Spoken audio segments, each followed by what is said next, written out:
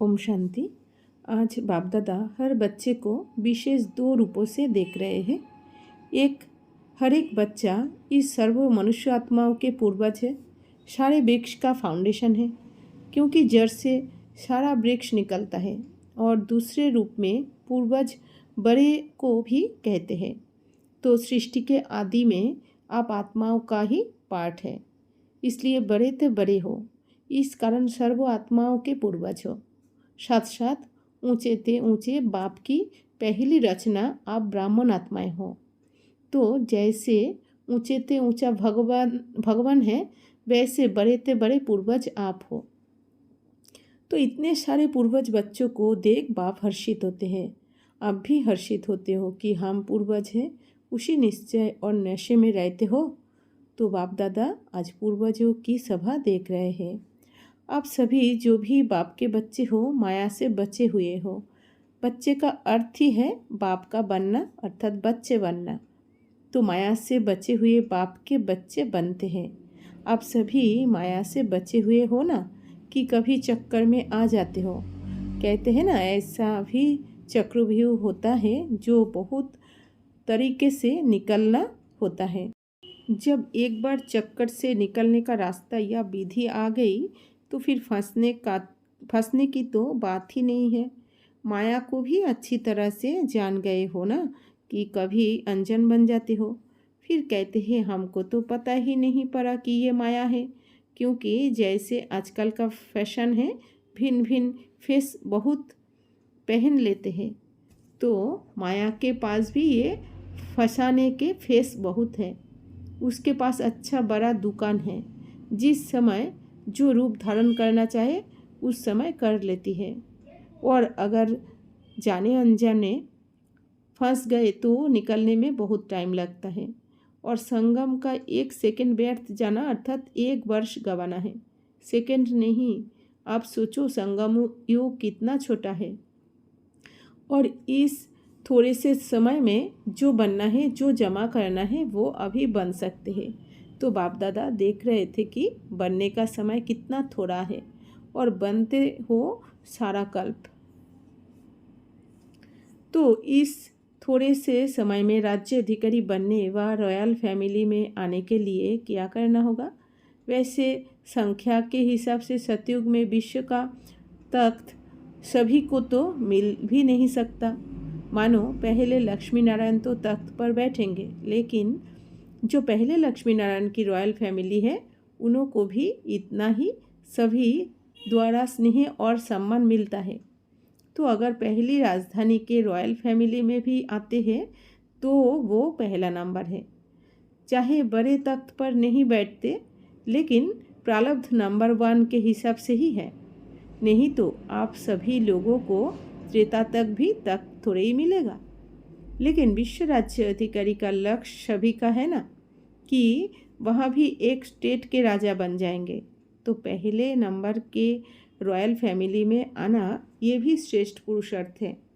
कोई को तख्त मिलता और किसको रॉयल फैमिली मिलती, इसके भी गुह्य रहस्य है।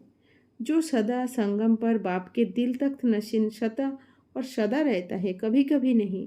जो सदा आदि से अंत तक स्वप्न मात्र भी, संकल्प मात्र भी पवित्रता के व्रत में सदा रहा है, स्वप्न तक भी अपवित्रता को टच नहीं किया है, ऐसी श्रेष्ठ आत्माएं तख्त नशीन हो सकती है। जिसने चारों ही सब्जेक्ट में अच्छे मार्क्स लिए, आदि से अंत तक अच्छे नंबर से पास हुए हैं, उसी को ही पास विथ ऑनर कहा जाता है। बीच बीच में मार्क्स कम हुई है, फिर मेकअप किया है, मेकअप वाला नहीं, लेकिन आदि से चारों ही सब्जेक्ट में बाप के दिल पसंद है तो तख्त ले सकता है। साथ साथ जो ब्राह्मण संसार में सर्वों के प्यारे, सर्वों के सहयोगी रहे हैं, ब्राह्मण परिवार हर एक दिल से सम्मान करता है, ऐसा समानधारी तख्त नशीन बन सकता है। अगर इन बातों में किसी न किसी में कमी है तो वो नंबरवार रॉयल फैमिली में आ सकता है। चाहे पहली में आवे, चाहे 8वीं में आए, चाहे त्रेता में आए।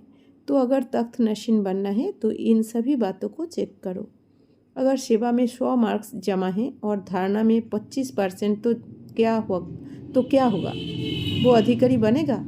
कोई बच्चे और सब्जेक्ट में आगे चले जाते हैं, लेकिन प्रैक्टिकल धारणा में जैसा समय है वैसा अपने को मोल्ड करना, वो है रियल गोल्ड। कहाँ माया बच्चों से भी होशियार हो जाती है। वो फट से समय प्रमाण स्वरूप धारण कर लेती है। मानो एक रॉन्ग है और दूसरा राइट है। ऐसे भी होता है कि दोनों तरफ की कोई ना कोई कमी होती है, लेकिन मानो आप बिल्कुल ही अपने को राइट समझते हो और दूसरा बिल्कुल ही रॉन्ग है, तो आप राइट हो और वो रॉन्ग है। फिर भी जैसा समय, जैसा वायुमंडल देखा जाता है, वैसे अपने को ही चाहे समाना पड़ता है, चाहे मिटाना पड़ता है, चाहे किनारा करना पड़ता है। लेकिन बच्चे क्या कहते हैं कि क्या हर बात में हर समय हमको ही मरना है क्या? मरने के लिए हम हैं और मौज मनाने के लिए ये है। सदा ही मरना है, ये मरना तो बहुत मुश्किल है। मर्जीवा तो बन गए, वो तो सहज है। ब्रह्मा कुमार ब्रह्मा कुमारी बन गए, ये भी तो मर्जीवा बने ना। बाप दादा को तो उस समय रहम भी बहुत आता है, लेकिन ये मरना नहीं है। ये मरना सदा के लिए जीना है। लोग कहते हैं ना कि बिना मरे स्वर्ग नहीं मिलेगा, तो उस मरने से तो स्वर्ग मिलता नहीं, लेकिन इस मरने से स्वर्ग का अधिकार जरूर मिलेगा। वास्तव में ये मरना नहीं है, लेकिन अपने धारणा की सब्जेक्ट में नंबर लेना है। सहन करने में घबराओ मत। क्यों घबराते हो? क्योंकि समझते हो कि झूठी बात में हम सहन क्यों करें। लेकिन सहन करने की आज्ञा किसने दी है? झूठ बोलने वाले ने दी है। कई बच्चे सहन करते भी हैं, लेकिन मजबूरी से सहन करना और मोहब्बत में सहन करना, इसमें अंतर है। बात के कारण सहन नहीं करते हो, लेकिन बाप की आज्ञा है सहनशील बनो। बाप दादा ने ये तो एक मिसाल सुनाया, लेकिन सारे दिन में ऐसे व्यर्थ बोल या मजाक के बोल बहुत बोलते हैं। अच्छे शब्द नहीं बोलेंगे, लेकिन कहेंगे मेरा भाव नहीं था, ये तो मजाक में कह दिया। तो ऐसा मजाक क्या ब्राह्मण जीवन में आपके नियम में है? लिखा हुआ तो नहीं है। कभी पढ़ा है कि मजाक कर सकते हैं? मजाक करो, लेकिन ज्ञान युक्त, योग युक्त। बाकी व्यर्थ मजाक, जिसको आप मजाक समझते हो लेकिन दूसरे की स्थिति डगमग हो जाती है, तो वो मजाक हुआ या दुख देना हुआ। तो आज बाप दादा ने देखा कि एक तो सभी पूर्वज है और दूसरा सबसे बड़े पूज्य आत्माएं भी आप हो। आप जैसी पूजा सारे कल्प में किसकी नहीं होती। तो पूर्वज भी हो और पूज्य भी, लेकिन पूज्य भी नंबरवार है। जो भी ब्राह्मण बनते हैं उनकी पूजा होती ज़रूर है, लेकिन किसकी विधि पूर्वक होती है और किसकी काम चलाऊ होती है। तो जो ब्राह्मण जहाँ भी योग में बैठते हैं, लेकिन काम चलाऊ, कुछ नींद किया, कुछ योग किया, कुछ व्यर्थ सोचा और कुछ शुभ सोचा, तो ये काम चलाऊ हुआ ना। सफ़ेद बत्ती जल गई, काम पूरा हो गया। ऐसे धारणा में भी काम चलाऊ बहुत होते हैं। कोई भी सर्कमस्टेंस आएगा तो कहेंगे अभी तो ऐसे करके चलाओ, पीछे देखा जाएगा। तो ऐसों की पूजा काम चलाऊ होती है। देखो, लाखों शालिग्राम बनाते हैं, लेकिन क्या होता है? विधि पूर्वक पूजा होती है, काम चलाऊ होती है ना। पाइप से नहला दिया और तिलक भी कटोरी भर के पंडित लोग ऐसे ऐसे कर देते हैं, अर्थात छिड़क देते हैं। तिलक लग गया, तो ये क्या हुआ? काम चलाऊ हुआ ना। पूज्य सभी बनते हो, लेकिन कैसे पूज्य बनते हो वो नंबरवार है। किसकी हर कर्म की पूजा होती है? दातुन का भी दर्शन होता है। दातन हो रहा है। मथुरा में जाओ तो दातन का भी दर्शन कराते हैं। इस समय दातन का समय है, तो काम चलाऊ नहीं बनना, नहीं तो पूजा भी ऐसी होगी। नशा रखो कि हम पूर्वज भी हैं और पूज्य भी हैं। तो जितने बड़े उतनी बड़ी जिम्मेवारी है। बड़ा बनना सिर्फ खुश होने वाली बात नहीं है।